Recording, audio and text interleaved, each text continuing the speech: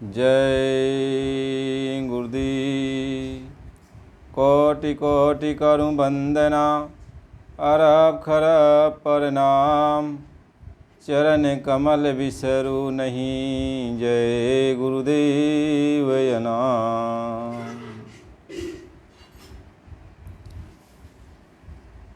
आखिर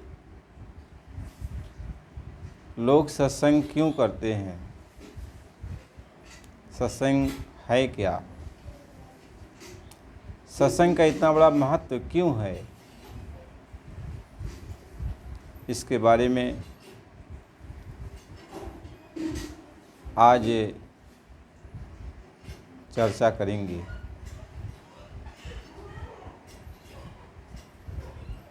पहले तो हमें ये सोचना है कि सत्संग क्या है, आखिर लोग सत्संग क्यों करते हैं। देखो, सत्संग कोई भी यदि करे तो उसके जन्म मरण का जो बंधन है वह छूट जाता है। सत्संग करने से उसके जन्म जन्मांतरों के जो पाप हैं ये खत्म हो जाते हैं। सत्संग करने से जीव निर्मल हो जाता है, और जब वो निर्मल हो जाएगा तो मालिक को प्राप्त कर लेगा। सत्संग करने से आने वाली जो मुसीबतें होती हैं वो टल जाती हैं। यदि आ भी जाती हैं तो भी आप उन मुसीबतों से बच जाते हो। सत्संग आपके अंदर वो ताकत देता है, वो शक्ति देता है, मुसीबतों को बर्दाश्त करने की शक्ति मिलती है। सत्संग जब मिलने लगता है तो हम परिवार में, समाज में, सब जगह हमें इंसानियत की कदर महसूस होने लगती है। हम एक दूसरे के प्रति दया भाव हो जाते हैं, हमारा हृदय दयालु बन जाता है, हम एक दूसरे की मदद करना चाहते हैं। हमारे अंदर जो निष्ठुर भाव था वो ख़त्म हो जाता है, अब हमारे अंदर कोमलता आ जाती है। सत्संग हमारे जीवन को ही बदल देता है, हमारी रहनी कहनी को बदल देता है। हमारे अंदर सद्गुण, अच्छे गुण आ जाते हैं और हम अपने और पराये सबसे एक तरह से बर्ताव करते हैं। सबको हम अपना समझते हैं, सबके दुख सुख में हाथ बटाना चाहते हैं, सबका साथ देना चाहते हैं। सत्संग हमें हर तरह से शिक्षा दीक्षा देता है। सत्संग करने से घर गृहस्थी में हमें कैसे रहना है, परिवार समाज के साथ कैसे रहना है, अपने बड़े बुजुर्गों के साथ क्या बर्ताव करना है, परिवार माता पिता के साथ कैसे रहना है, हर तरह से सत्संग आपको जो है रहनी गहनी कैसे हमारी होनी चाहिए, ये सत्संग सब सिखा देता है। सत्संग हमें सब कुछ बता देता है। सत्संग जो है हमारी लौकिक और पारलौकिक दोनों इच्छाओं को पूरी कर देता है। सत्संग जो आपके भाग्य में नहीं है वह भी सत्संग आपको दे देता है। सत्संग है जिसको करने से आपके अंदर सद्भावना, सद्गुण, अच्छे कर्मों का प्रादुर्भाव होता है, विकास होता है। अब सत्संग मिलेगा कहाँ? सत्संग मिलेगा कहाँ? आखिर सत्संग से सारे गुण हमको मिल जाएंगे, हमारा जन्म मरण का बंधन खत्म हो जाएगा, यहाँ कर्मों से हम आज़ाद हो जाएंगे, हर तरह से हमारे अंदर सद्गुण आ जाएंगे, तो ये सत्संग मिलेगा कहाँ? और सत्संग कहते किसको हैं?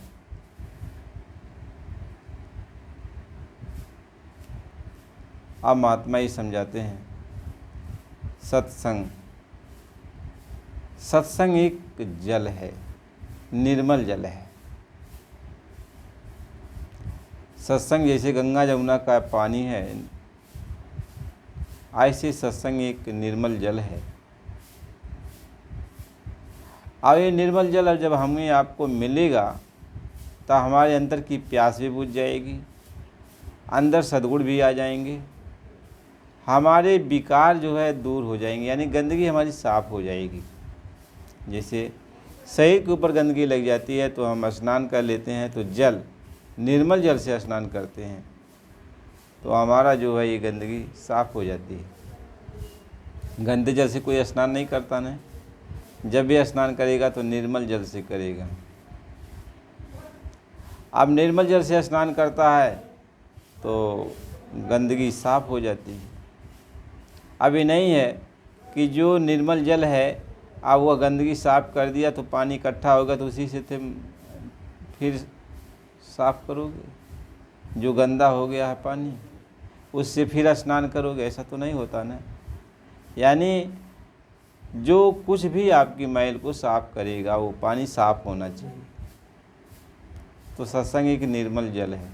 अब देखो सत्संग तो सबके अंदर, क्योंकि आत्मा सत्य है तो सभी के अंदर आत्मा है, तो आत्मा निर्मल जल है। लेकिन निर्मल जल तो आत्मा है, लेकिन ये मटमैला हो गया है, ये मटमैला हो गया है। इसमें मन की गंदगी लग गई है, इंद्रियों की गंदगी लग गई है, विषय भोगों की गंदगी लग गई है। तो इसलिए ये जो आत्म जल है ये गंदा हो गया। आपके भी अंदर आत्मा है, सबके अंदर आत्मा है, तो सब निर्मल हैं, सबके अंदर निर्मल पानी है। लेकिन उस पानी से आप अपनी गंदगी को अब साफ़ नहीं कर सकते, क्योंकि ये आत्मा का जो जल है यह मन से गंदा हो गया है। कि जब आत्मा और मन की गांठ बंध गई, यानी आत्मा में मन मिल गया, तब से आत्मा हो गई मैली। आत्मा मैली हो गई, अब इसके अंदर विषय जागते हैं, विकार जागते हैं, काम क्रोध लोभ मोह अहंकार जागते हैं, नाना प्रकार की दुर्भावनाएं जागती हैं। यानी ये आत्मा के अंदर मन आ गया तो गंदगी आ गई। अब जो है, अब इसलिए कोई इंसान किसी इंसान को समझा नहीं सकता, किसी इंसान के समझाने से किसी का मन निर्मल नहीं हो सकता, किसी की आत्मा निर्मल नहीं हो सकती, क्योंकि जितने भी यह शरीर में आए हैं सब लोग गंदे हो गए हैं। सबके अंदर सब कोई मन का साथ किया है, भोगों का साथ किया है, इंद्रियों का साथ किया है, विषय विकारों का साथ किया है, तो सब कोई गंदा हो गया। अब हम कितनों अच्छे कपड़े पहन लें, कितनों बढ़िया ज्ञान पैदा कर लें अपने अंदर, और कितनों सभी वेदों का ज्ञाता बन जाए, शास्त्र पुराण सब कुछ हम जान लें, कुछ भी कर लें, लेकिन हमारे अंदर यदि ये विषय विकार मौजूद हैं, इनकी गंदगी हमारे अंदर घुली मिली है, तब तक हम किसी को साफ नहीं कर सकते। हम किसी को साफ नहीं करते हैं, क्योंकि महात्मा इसी चीज़ को समझाते हैं, मालिक इसी बात को बताते हैं कि जब ये जो है हमारे अंदर काम क्रोध लोभ मोह ये जाग रहा है तो हम गंदे तो वही से हैं, तो दूसरे को कैसे साफ करेंगे? कहीं कीचड़ से जो है, कीचड़ लगा हुआ है और कीचड़ रूपी जल से हम आपको सफाई करें तो कैसे साफ होगो? आप साफ नहीं हो सकते न, निर्मल नहीं हो सकते न। तो जितने भी सुरतें हैं यहाँ पे तन मन के पिंजड़े में आके जब कैद हो गई, तो इनको विषय विकार पिलाया जा रहा है, विषयों का इनको सेवन कराया जा रहा है, ये विषयों में लगी हुई हैं, ये गंदगी की जो है में पड़ी हुई है। तो विषय विकारों में लगने वाला जीव वह किसी और को विषय विकारों से कैसे हटा सकता है? किसी और को विषय विकारों से दूर कैसे कर सकता है। इसलिए लिखते हैं महापुरुष कि काम क्रोध की जब लग है घट में खान, और काह मूर्ख काह पंडिता दोनों एक समान। कहते काम क्रोध की जब लगी घट में खान है, यानी काम क्रोध निकल रहे हैं अंदर से, तो चाहे वह मूर्ख हो चाहे वह ज्ञानी हो, चाहे कितना बड़ा ज्ञानी हो, वक्ता हो, लेकिन काम जागता है उसके अंदर, क्रोध जागता है, लोभ मोह जागता है ना।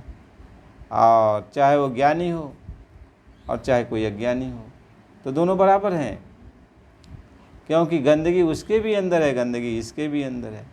वह पढ़ लिख कर थोड़ा होशियारी से बात करता है, या गंवार है तो गंवार से ऐसा बात करता है बुद्धू बन करके, लेकिन है दोनों एक ही समान है।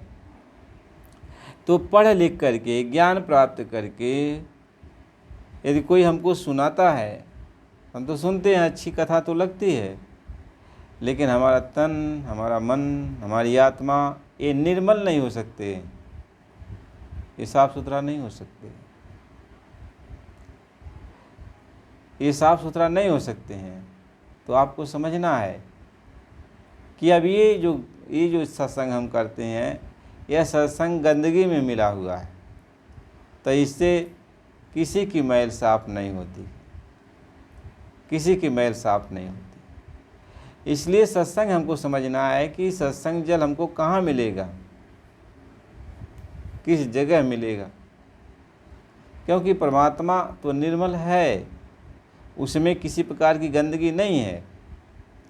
हमारे अंदर भी कोई गंदगी नहीं थी, लेकिन हम यहाँ पे आ करके गंदगी ओढ़ लिए, मन का साथ, तन मन का साथ मिल गया तो गंदगी हो गई, और हमारा पानी मटमैला हो गया, तो हम लोग मटमैला हो गए। तो एक दूसरे को अब हम समझा नहीं सकते, एक दूसरे का जो है हम लोग गंदगी दूर नहीं कर सकते, क्योंकि दूर तो करना चाहते हैं हम लोग कि सबकी गंदगी दूर हो जाए, हमारी भी, आपकी भी, इनकी, सब लोग एक दूसरे का दूर करना चाहते हैं, सुनाते हैं, समझाते हैं। लेकिन भाई गंदे जल से हम धो रहे हैं तो साफ नहीं होगा न। प्रयास तो करते हैं हम लोग कि साफ हो जाए, लेकिन साफ नहीं होता। इसलिए कहा मल छूटे कि मल ही को धोए, यानी गंदा कीचड़ लग गया है तो कीचड़ के पानी से धोने से कीचड़ साफ नहीं हो सकता न। तो एक ज्ञान रखने वाले, किताबों का, पोथियों का, ग्रंथों का, महात्माओं की बाणियों का एक ज्ञान रखने वाले लोग जितने भी हैं, कोई भी हो, चाहे गृहस्थ आश्रम में रहते हों, चाहे वानप्रस्थ आश्रम में रहते हों, चाहे संन्यास आश्रम में रहते हों, चाहे कोई भी हो, किसी भी आश्रम में वो रहते हों,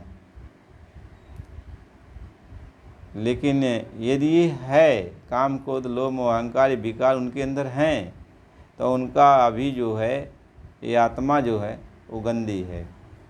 तो आत्मा गंदी है तो दूसरी आत्मा को धो नहीं सकती, उस जल से धोएगी तो भी गंदगी साफ नहीं होगा। इसलिए अब हमें ऐसे पुरुष की साथ करना होता है कि जिसके अंदर कोई भी गंदगी न हो। तो मान लीजिए ऐसा कोई सज्जन पुरुष हमको मिल गया कि उसके अंदर कोई गंदगी नहीं है, पानी निर्मल है उसका, तो हमको साफ़ करने के लिए तैयार हो गया, हम आपको साफ़ करेंगे।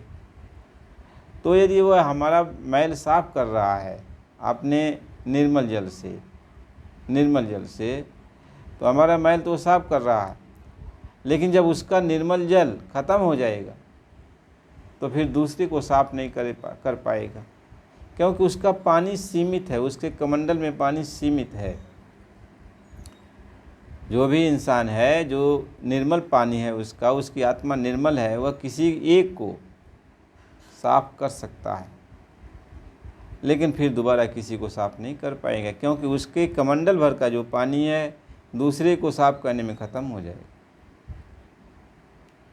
हो जाएगा और फिर उसके पास पानी फिर बचेगा नहीं।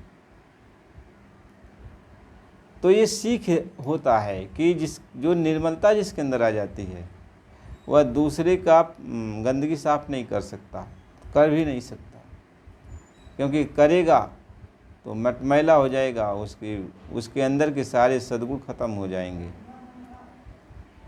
सद्गुण खत्म हो जाएंगे, क्योंकि उसको उतना ही उसके अंदर है, क्षमता उसकी ज़्यादा नहीं है,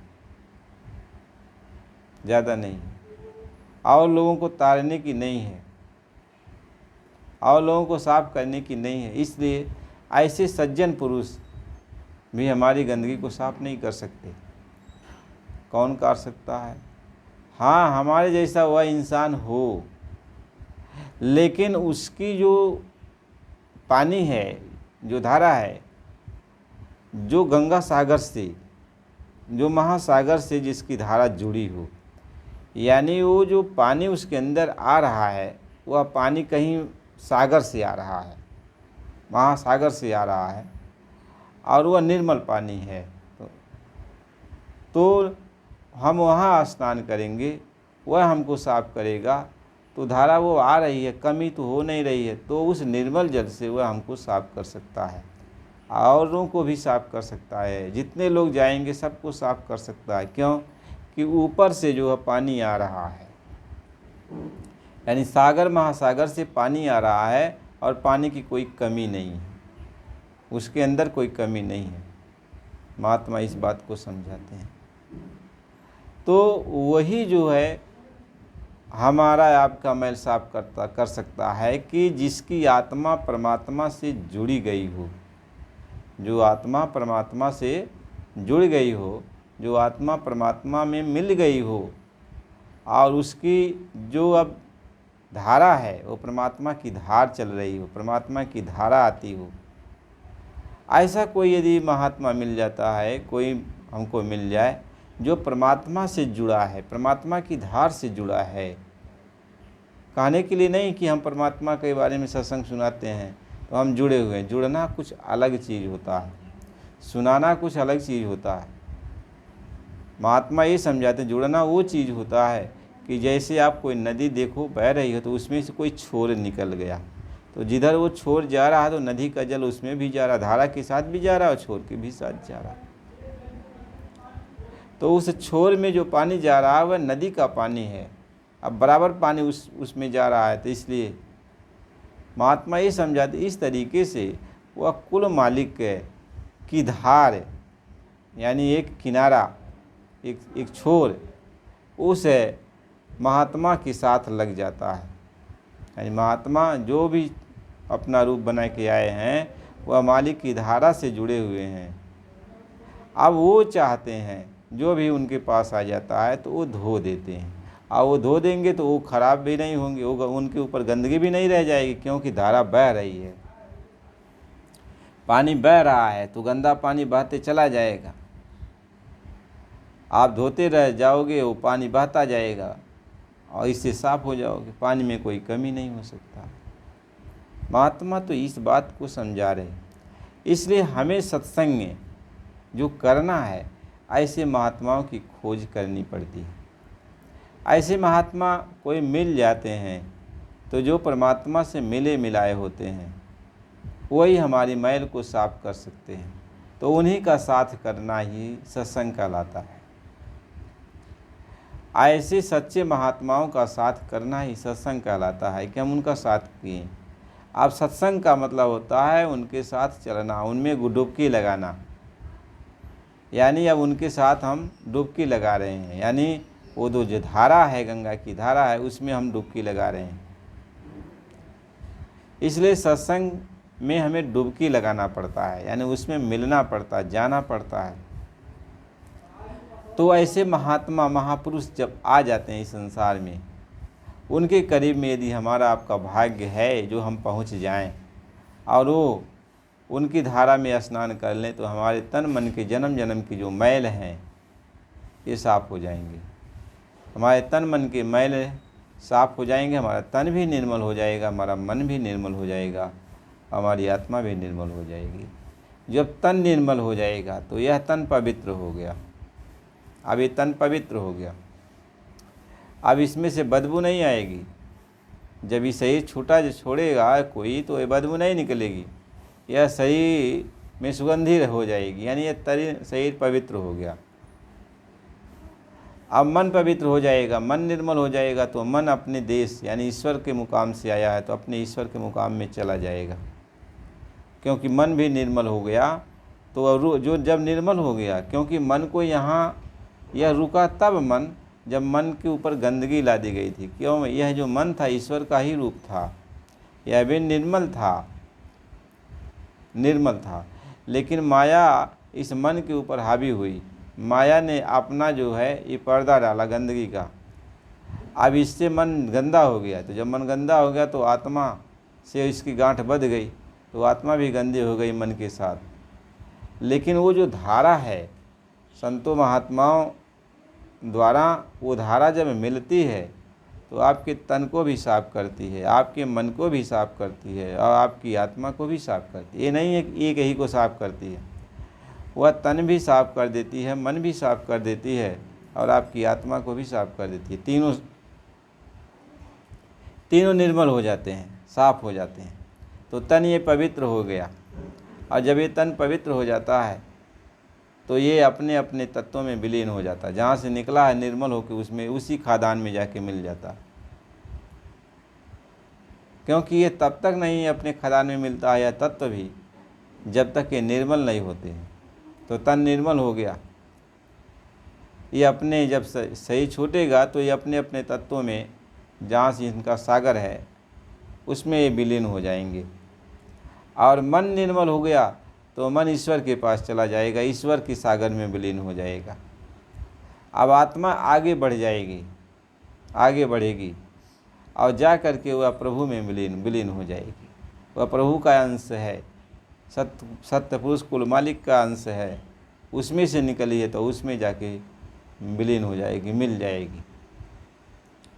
तो सत्संग का ये फल है।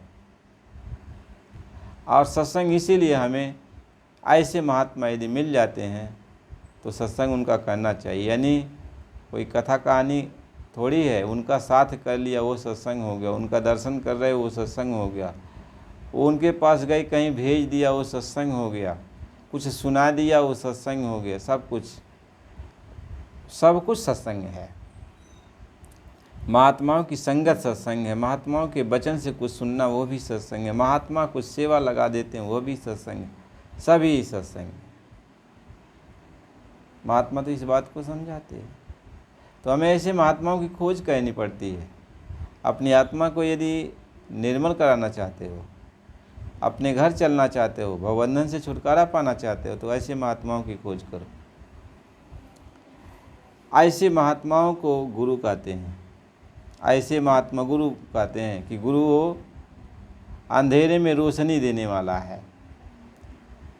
गुरु अंधेरे में रोशनी देने वाला है, रोशनी देगा। अंधेरा है रोशनी देगा। असहाय है हो तो आपको सहारा देगा। आप बंधन में बंधे हो तो आपको निर्बंध करेगा। इसलिए उसको निर्बंधन बंदी छोर भी कहा जाता है, उसको बेसहारों का सहारा भी कहा जाता है, उसको निर्मल कहा जाता है, कि उसको रोशनी भी कहा जाता है। महात्मा ये समझाते हैं। अब वो सत्संग जब हम करने लगते हैं, उनका दर्शन करने लगते हैं तो सुधार हो जाएगा, कमियां दूर होने लगती हैं। फिर हम अपने देश चल पड़ेंगे। जब निर्मल हो जाएंगे तो अपने देश चल पड़ेंगे। इसीलिए सत्संग किया जाता है, सत्संग इसीलिए किया जाता है, और कोई चीज़ नहीं है। सत्संग में आपको निर्मलता दी जाती है। आपका मन निर्मल, तन निर्मल, बुद्धि निर्मल, चित्त निर्मल, अहंकार निर्मल, सब निर्मल हो जाएंगे। निर्मल जब हो गए तो विषय विकार दूर हो गया। इसलिए कहा जब लगे, कहते विषय प्यारे प्रीति से, तब लग गुरमुख नाही। कहते हैं तब तक उसको नहीं कहा जाता कि गुरुमुख है, जब तक विषयों में वो लगा हुआ। कहें विषय प्यारे प्रीति से, तब लग गुरुमुख नाही। और जब अंतर सतगुरु मिले तो विषय से रुचि नहीं। बाहर उसको गुरु कहा जाता है और अंदर उसको सतगुरु कहा जाता है। बाहर गुरु इसलिए कहा जाता है कि अंधेरे में रोशनी दे रहा है, सदगुरु इसलिए कहा जाता है कि वह धारा से आप जुड़ गए। वो अंधेरे में रोशनी तो अंदर ही है, आवाज़ भी है और प्रकाश भी है, आवाज़ भी है, और वो धारा आ रही, उस धारा से निकल रहा है आवाज़ और प्रकाश, तो वो सत्य की धारा है। अब वो धारा में आत्मा जुड़ जाती है, अब उसको सतगुरु कहते हैं। यही गुरु वो सतगुरु बन गया, और वही सतगुरु आगे चल के वो प्रभु बन जाता है।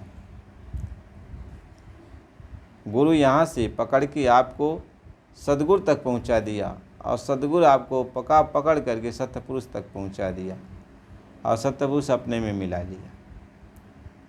कहने का मतलब यह है कि वह सत्यपुरुष ही सतगुरु बन के आया, और सतगुरु ही वो गुरु बन गया। और गुरु ने हमें आपको समझा बुझा करके अंदर धारा से जोड़ दिया, निर्मल करा दिया। यानी अब धारा से जोड़ दिया, मैल साफ़ हो रही है, धीरे धीरे सारी मैल साफ़ हो जाती है। और जब मैल साफ़ हो जाती है तो हम सब लोग बिना कुछ कहे, इसलिए गुरु महाराज जी ने कहा, बच्चा ऐसे चुटकी बजाऊंगा, यानी चुटकी बजाते परिवर्तन कर दूंगा। गुरु महाराज जी ने कहा कि बच्चा सत्संग सुनाते सुनाते परिवर्तन कर दूंगा। सत्संग तुम सुनते सुनते परिवर्तन हो जाएगा, चुटकी बजा दूंगा परिवर्तन हो जाएगा। ये तो मेरी टेट में है तुम्हें पहुंचाना, आत्मा को अपने घर पहुंचाना, ये तो मेरी टेट में है।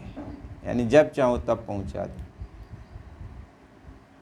जब चाहूँ तब पहुंचा दूँ। देखो संसार में बहुत सारे महात्मा आए, बहुत सारे महापुरुष आए, लेकिन इस तरीके से चैलेंज करने वाला, इस तरीके से लोगों को इतना प्यार देकर ले चलने वाला, इस तरीके से लोगों के गुनाहों को माफ़ करने वाला, इस तरीके से बिना लोगों की परीक्षा लिए उसको अपने घर ले चलने के लिए बीड़ा उठाने वाला महात्मा हमने। वैसे तो महात्मा सभी एक के एक ही रूप होते हैं, लेकिन ऐसा महात्मा के बारे में न सुना और न देखा गया। ऐसा मेरा प्यारा सतगुरु कि उन्होंने कहा जब तुमको उठाना ही है, तुम्हें ले चलना ही है, तो बच्चा परीक्षा किस चीज़ का, और तुम किस परीक्षा में पास होगे जब तुम गंदगी ही ओढ़े हुए हो, जन्मों जन्मों की गंदगी ही तुम्हारे ऊपर लगी हुई है, तो कौन सी परीक्षा में तुम पास होगे। परीक्षा यदि लेकर हम तुम्हें ले चलेंगे तो तुम इक्के दुक्के जा पाओगे, और तुम सब तो मेरे हो, हम तुम्हें ले चलने के लिए आए हैं, इसलिए हमने परीक्षा लेना बंद कर दिया। हमने सोचा बच्चों को जब उठाना ही है तो इनकी क्या परीक्षा लिया जाए। अभी जैसे भी हैं आ जाए मेरे पास, और हम में साफ़ सुथरा करेंगे, और साफ़ सुथरा करके नाम भी डालेंगे, और फिर इनको ले चलेंगे। महात्मा तो इस बात को समझाते हैं। गुरु ने कहा बच्चा, हम तुम्हें बहुत याद करते हैं, तुम भी मुझको याद करते रहो। गुरु महाराज ने कहा हम बहुत याद करते हैं, तुम जरा सा रो देते हो तो मेरे सारे कपड़े भीग जाते हैं, तुम कहीं पर भी रहते हो तो मैं तुम्हें याद करता रहता हूँ।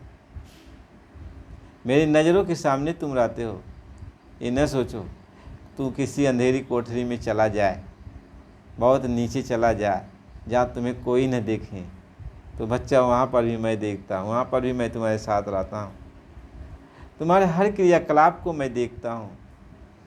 मेरे आँखों के सामने तुम्हारे सारे कर्म होते हैं, मेरे आँखों के सामने तुम अच्छाई बुराई जो कुछ भी करते हो मेरे आँखों के सामने ही करते हो। लेकिन बच्चा महात्मा बेशर्मी का बाना पहने रहते हैं, वो देख कर कुछ कहते नहीं। आप उनके सामने जाओगे फिर भी वो ऐसा आपसे बर्ताव करते हैं, ये मालूम होता कि हमारी चीज़ वो जानते नहीं, देखते नहीं। महात्मा इसलिए गुरु महाराज जी समझाएं कि बच्चा यदि हम तुम्हारी कमी कह दें तो तुम उसी दिन से सत्संग में आना ही बंद कर दोगे। क्यों? तुम जान जाओगे कि मैंने जीवन भर कितना अपराध किया है, कितना क्या किया है, बाबा जी सब जान गए। अब बाबा जी के सामने हम अपना मुख कैसे दिखाएं। आप तो ये सोच करके जो है नहीं आओगे, और जब नहीं आओगे तो अपना नुकसान कर लोगे। इसलिए बच्चा मैं ये कहता हूँ, जो कुछ भी किया तो किया, लेकिन अब नाम दान ले लिया है तो अब जो मैं कहता हूँ वह परहेज़ करना और परिवार समाज में रहना और ऐसा करते रहना। एक वाकया है, बाबा जी कहीं काफ़िला लेके जा रहे थे। कोई नेता लीडर जो है, नेता मंच लगा करके गोस्वामी जी महाराज जी ने जो लिखा है चौपाई, ढोल गंवार शूद्र पशु नारी ये सब ताड़न के अधिकारी, इस पर बहुत रिसर्च कर रहे थे, बहुत बोल रहे थे और कुछ बातें अपने हिसाब से वो कह रहे थे जो मतलब नहीं कहना चाहिए गोस्वामी जी महाराज को। और स्वामी जी महाराज निकल रहे थे अपने काफ़िले से, तो सुना उनकी आवाज़, तो कहा आप गाड़ी को रुकवा दिया। जब गाड़ी रुकी तो सारी गाड़ियाँ रुक गई। तो बाबा जी ने कहा वो जो स्टेज पर बोल रहा है नेता, उसको बुला के लाओ मेरे पास। तो वो उसको जब ये पता चला कि बाबा जय गुरुदेव जी बुला रहे हैं, भाई गुरु महाराज जी को सब कोई जानते, तो बाबा जी के पास आया। तो बाबा जी ने उससे पूछा, बच्चा ये क्या कह रहे हो, क्यों गोस्वामी जी महाराज को जो है भला बुरा कह रहे हो? कहें बाबा जी तो इसलिए तो कह रहा हूँ कि उन्होंने पक्षपात किया है। क्या पक्षपात किया है? कहें देखिए लिखे हैं अपने में कि ढोल गंवार शूद्र पशु नारी ये सब ताड़न के अधिकारी। कहें ढोल को बजाया जाए तभी वो बजेगा, गंवार आदमी को डांटा फटकारा जाए तभी वह सुनेगा, और शूद्र जो छोटी जात के लोग हैं इनको ताड़ना हमेशा दिया जाए तब वे सुनेंगे, और पशु को ताड़ना दिया जाए तभी वो सुनेंगे, और स्त्री को ये ताड़ना दिया जाए तभी वो सुनेंगे। ये गलत तो उन्होंने बहुत गलत लिखा है, बहुत गलत लिखा हुआ है। तो गुरु महाराज जी ने कहा, अरे बच्चे इसमें गलत क्या लिखे हुए हैं, सब तो सही है, सब तो सही है। जब किसी को समझाना बुझाना होता है, किसी को सही रास्ते पर लाना होता है तो थोड़ा उसको टाइट करना ही पड़ता है। कहना ये क्या, यानी और बात तो छोड़ दीजिए, या स्त्रियों के बारे में क्यों लिख दिए कि मतलब इनको ताड़ना देना ही ज़रूरी है, जब तक कि ताड़ना नहीं मिलेगा ये सुधरेंगी नहीं। तो बाबा जी ने कहा कि बच्चा उन्होंने जो लिखा वो सही लिखा है, क्या हम इसको नहीं मानते हैं? तो बाबा जी ने कहा तो मैं बताऊं? तो उन्होंने कहा हाँ बता दीजिए, बता दीजिए। तो स्वामी जी महाराज ने कहा, ये बताओ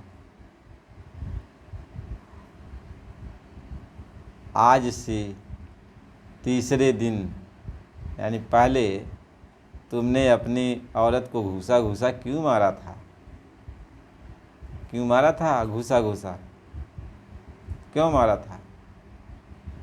अब तक तो उसका दिमाग चढ़ गया, नेता का दिमाग चढ़ा, अरे हम 3 दिन के पहले अपनी बीवी को बड़ी मार मारे थे।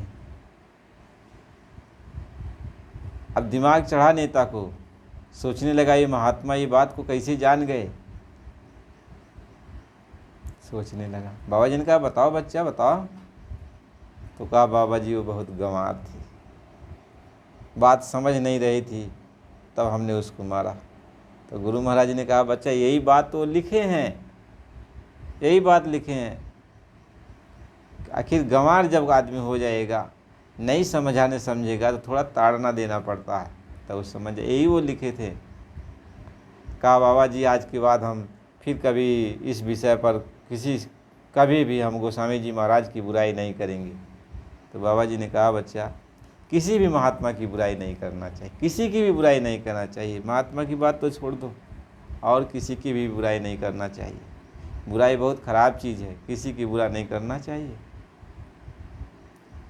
तो गुरु महाराज जी कहते हैं कि बच्चा मेरी आंखों के सामने सब कुछ होता है, फिर भी मैं कुछ कहता नहीं।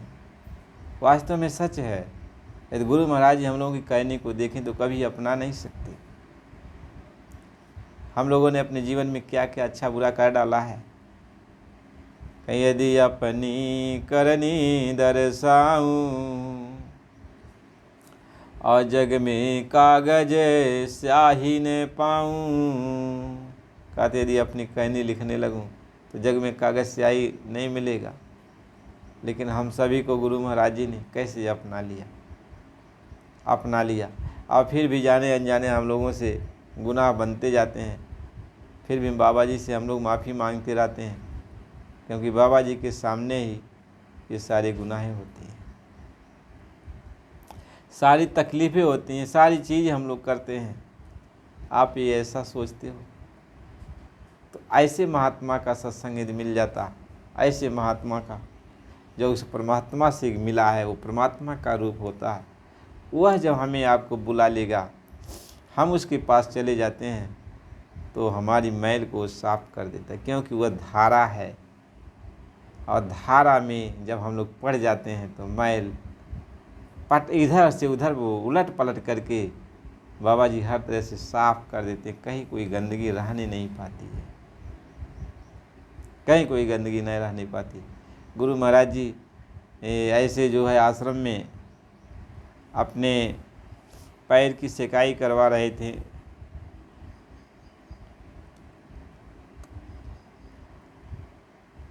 जो प्रेमी वहाँ मौजूद थे उन्होंने बाबा जी से कहा, गुरु जी हम लोगों ने सुना है कि हम लोग तो अपने कर्मों की सज़ा भोगते हैं, अपने जीवन में हम लोग जो अच्छा बुरा कर रहे हैं उसी को भोगते हैं, लेकिन महात्माओं को ऐसा कौन सी सज़ा है, ऐसा उनका कौन सा कर्म है कि उनको भी भोगना पड़ता। यानी आपको ये तकलीफ़ क्यों? बाबा जी तुरंत जो मलहम पट्टी वट्टी ये लोग लगा रहे थे, तुरंत बाबा जी हटाओ इसको। सब लोग तो डर गए। बाबा जी ने कहा, देखो बच्चा, हमें कोई तकलीफ़ नहीं, हमें कोई परेशानी नहीं, हमें कोई बीमारी नहीं, कुछ नहीं है। बशर्ते जब तुम लोगों के इन बच्चों के जो जन्म जन्म के अपराध किए हैं अभी करते हैं, जब वो आते हैं तो उनके अपराध को लेता हूँ, उनके कर्मों को लेता हूँ, उन्हीं के कर्मों को लेके झेलता हूँ, साफ करता हूँ। सब हक्का बक्का हो गए। गुरु महाराज ने कहा, फिर ऐसी बात नहीं करना चाहिए, महात्माओं के बारे में ऐसी बात नहीं करना चाहिए। वो क्यों बीमार पड़ते हैं, उन्हें क्या उनसे बीमारी लग सकती है। लेकिन नहीं, जब जीवों को उठाना पड़ता है, जीवों को धोना है, तो उनकी सारी गंदगी कितनी खराब है, जो जुगों जुगों से है, वह मामूली बात नहीं है उसको धोना। ये तो समर्थ सद्गुरु ही धोता है। लेकिन तो अब तो धोकर अपने ऊपर तो लेता ही है ना, साफ करेगा तो झेलता है। इसलिए महात्मा हर वक्त महात्मा को तकलीफ़ सहनी पड़ती है, और हम लोग कुछ समझते नहीं। हम लोग ये सोचते हैं कि ऐसे ही होता है, ऐसे ही होता है। इसलिए ऐसे महात्मा जो मालिक से जुड़ा है, जो मालिक का रूप है, ऐसे महात्मा की संगत मिल जाए, उनका साथ मिल जाए, तो वही सत्संग है। उनका दर्शन मिल गया तो वही सत्संग है। कहीं दर्शन करने से पाप खत्म हो जाएगा, उनका जो है उनके वचन को सुनने से पाप खत्म हो जाएगा, उनके साथ चलने से पाप खत्म हो जाएगा। कहीं वो सत्य है, वो मालिक सत्य है, और उसका साथ मिल गया तो सब कुछ जितनी बीमारियां, परेशानियां, जितना भी हम लोगों के जीवन की तकलीफ़ें हैं, सब धो देते हैं महात्मा धीरे धीरे करके। साफ एक बैग तो धो देंगे तो चिल्ला पड़ोगे, तो धीरे धीरे धोते रहते हैं। कहते हैं लगे रहो सत्संग में, सफाई हो जाएगी। अब एक बैग जो है, कोई चीज़ आपकी चमड़ा को पकड़ लिया है, कोई भी चीज़ आपके चमड़े को पकड़ लिया है, तो एक बैग खींचोगे तो चिल्ला उठेगा। लेकिन धीरे धीरे मरहम लगा कर परत दर परत यदि उस चीज़ को निकाला जाता है तो आपको महसूस भी नहीं होता, और वो जो चिपका हुआ है वह भी निकल जाता है। ऐसे ही गुरु आहिस्ता आहिस्ता धीरे धीरे सत्संग सुना सुना करके वो मालिक हमारे आपकी इस मैल को साफ करते हैं। महात्मा इसी बात को समझाते हैं। गुरु महाराज जी किस तरीके से सफाई करते हैं, हर तरह से सफाई करते हैं मालिक। कहीं फिरे ऐसे गुरु मिले न कबहू,